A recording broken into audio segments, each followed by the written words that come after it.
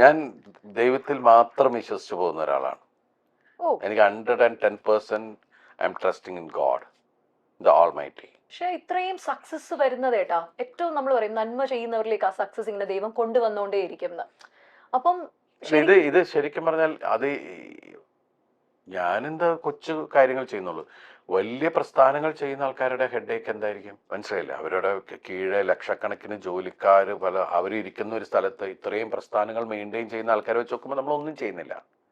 പക്ഷെ ഈ ഒന്നും ചെയ്യാത്ത നമുക്ക് തന്നെ ഇരിക്കപ്പുറതി ഇല്ല എന്ന് പറയുന്ന ഒരു അവസ്ഥയുണ്ട്. അപ്പൊ മറ്റുള്ളവരുടെ കാര്യം ആലോചിക്കുമ്പോഴാണ് ഞാൻ ശാന്തനായിട്ട് ഇരിക്കുന്നത്. എന്നേക്കാൾ എത്ര പ്രശ്നങ്ങൾ അവർക്ക് ഉണ്ടാവും എന്ന് ആലോചിക്കുമ്പോൾ നമ്മൾ കൂളാവും.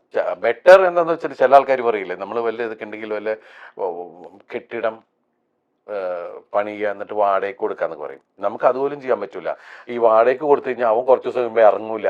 അവൻ പിന്നെ അത് കേസാവും. കേസായി പ്രശ്നമായി കഴിയുമ്പോൾ നമ്മളത് ചെന്ന് കഴിയുമ്പോൾ നിങ്ങൾക്ക് എത്ര വീടുണ്ട് എന്ന് ചോദിച്ചു കഴിഞ്ഞാൽ നമുക്ക് ഇത്ര, അയാൾക്ക് വീടില്ലാത്ത ആളല്ലേ, അത് പിന്നെ അതങ്ങനെ പോവാ.